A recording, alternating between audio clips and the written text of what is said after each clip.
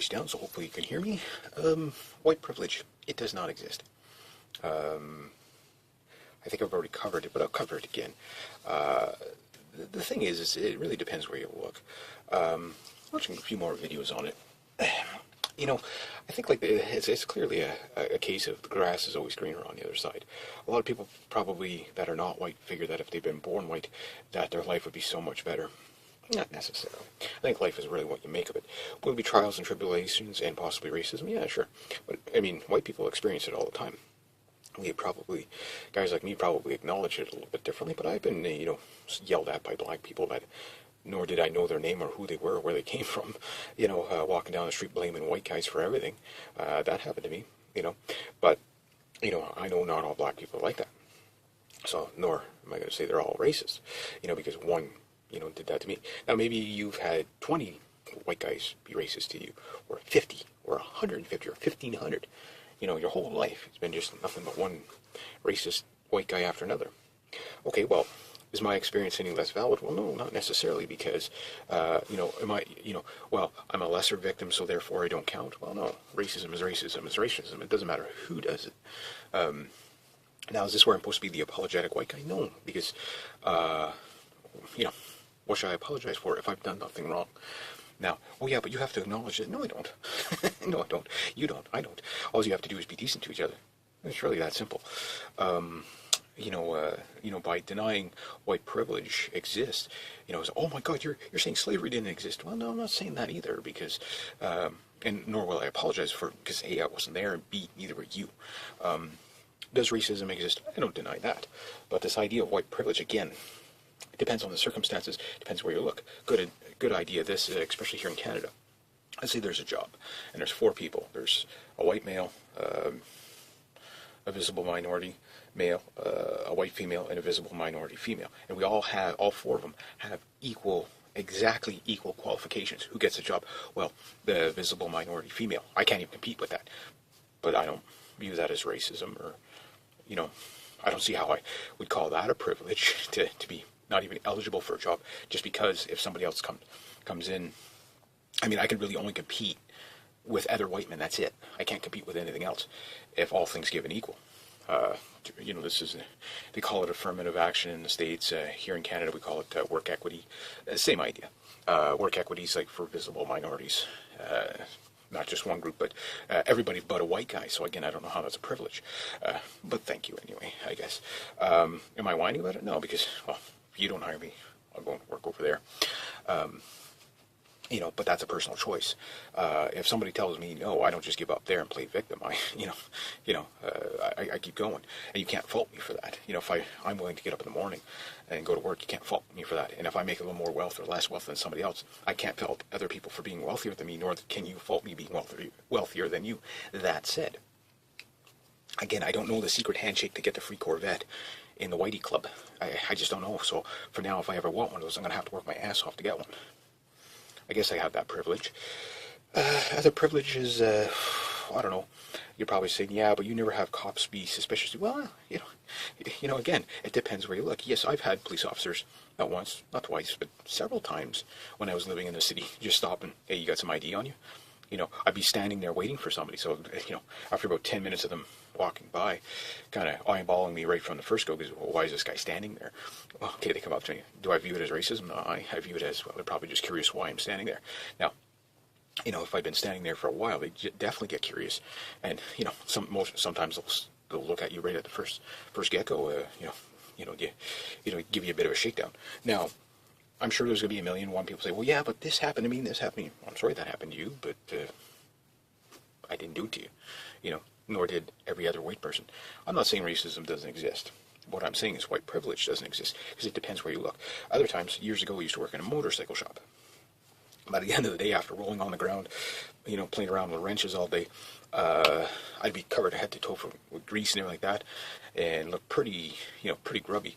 And there's not once but a few times this happened where I'd go buy a coffee or whatever, and being as dirty as I am, go outside, just walk around, and all of a sudden people would throw coins in my drink, thinking I was a homeless guy. But I'm like, no, I just worked a really hard day. Now, I'm not really that upset because yes, okay, now I have to go back in, but at least they paid for the coffee they ruined. But but I didn't look at it as racism or stereotype. I'm like, well, whatever, you know.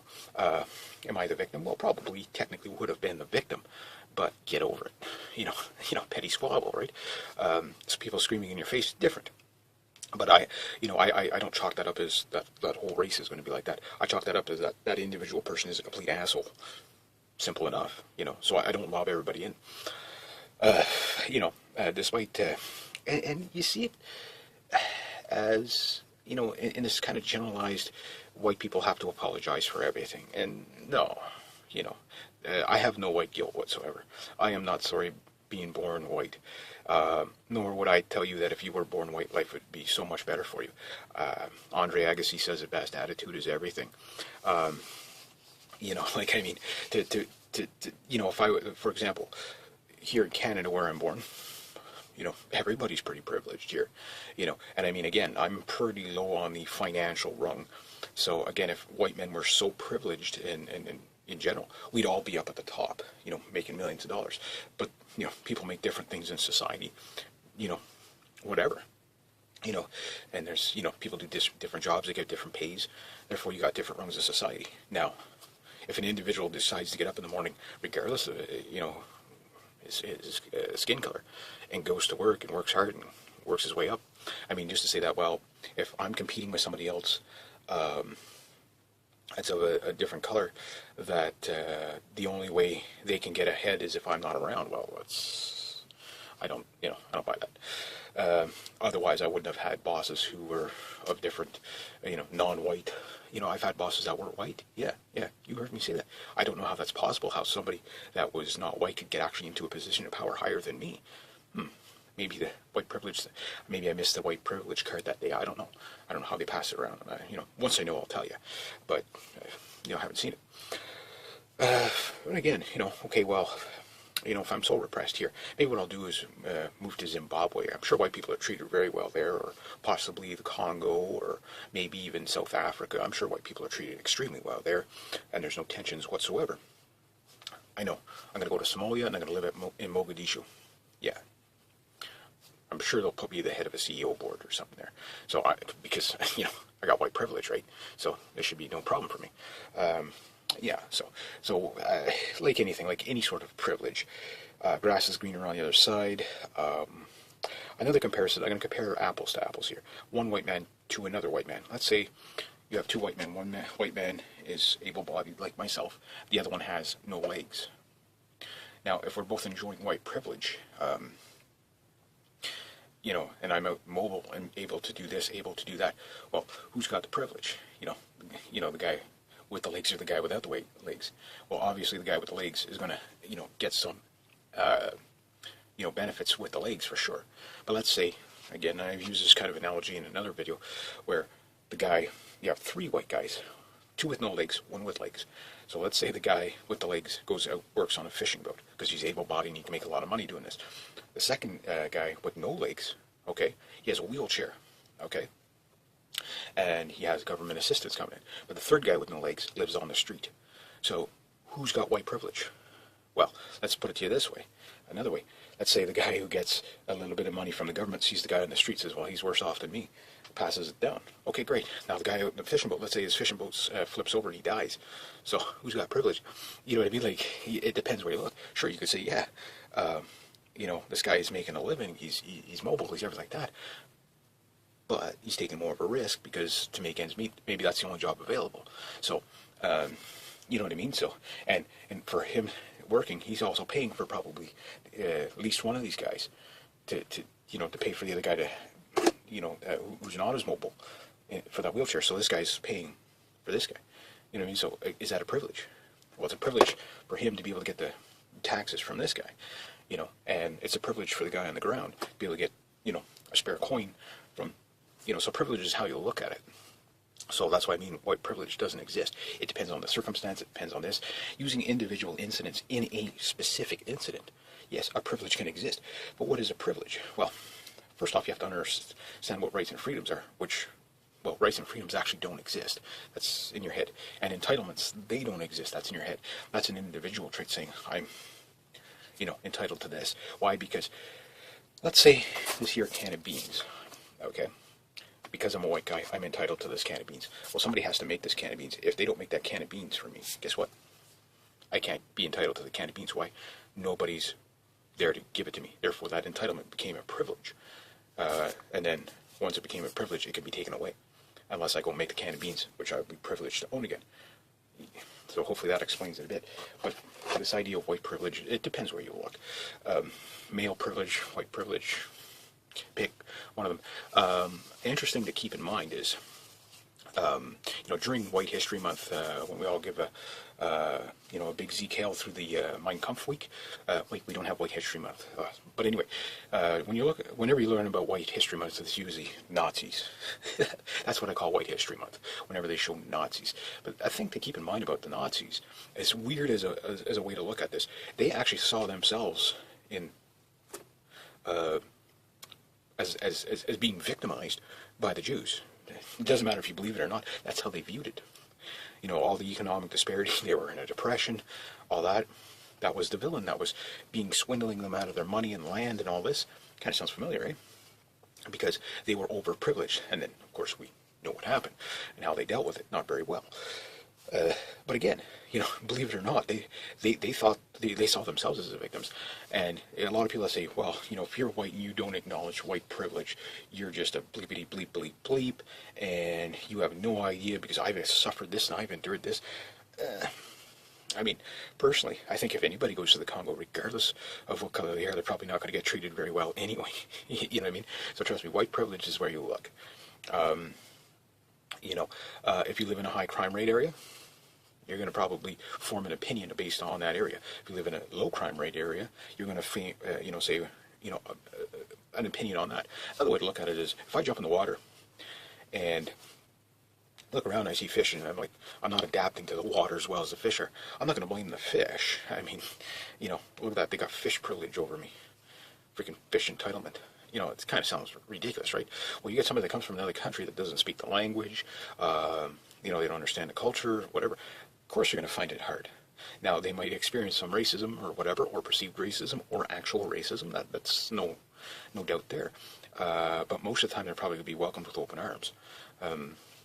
But if they're coming at it from like a theory of I'm always the victim, and because we all know those white people are racist.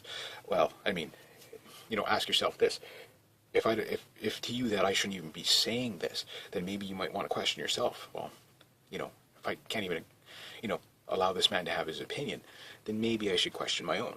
It doesn't matter if you agree with me or disagree with me, but that's the whole point of opening up a dialogue, right? Is that you open up the dialogue.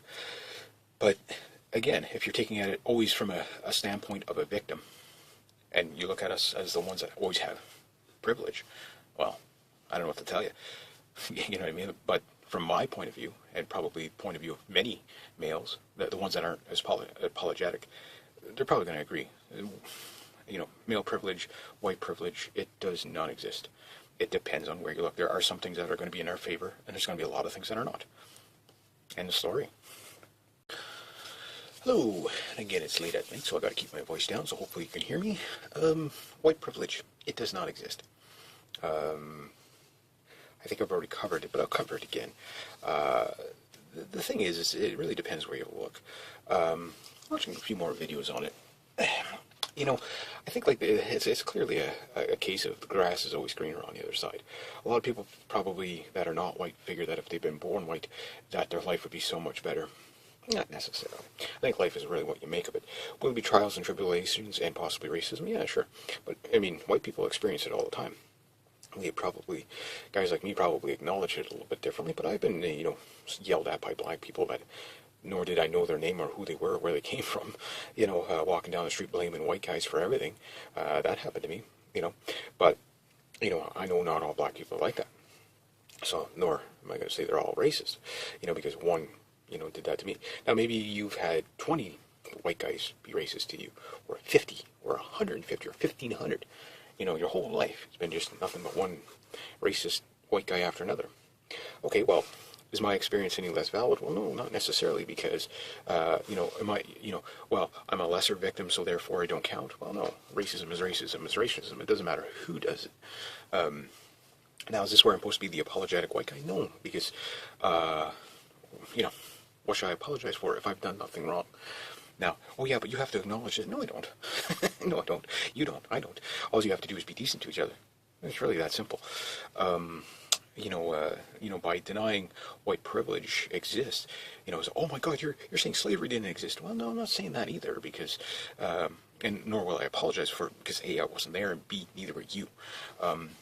Does racism exist? I don't deny that. But this idea of white privilege, again,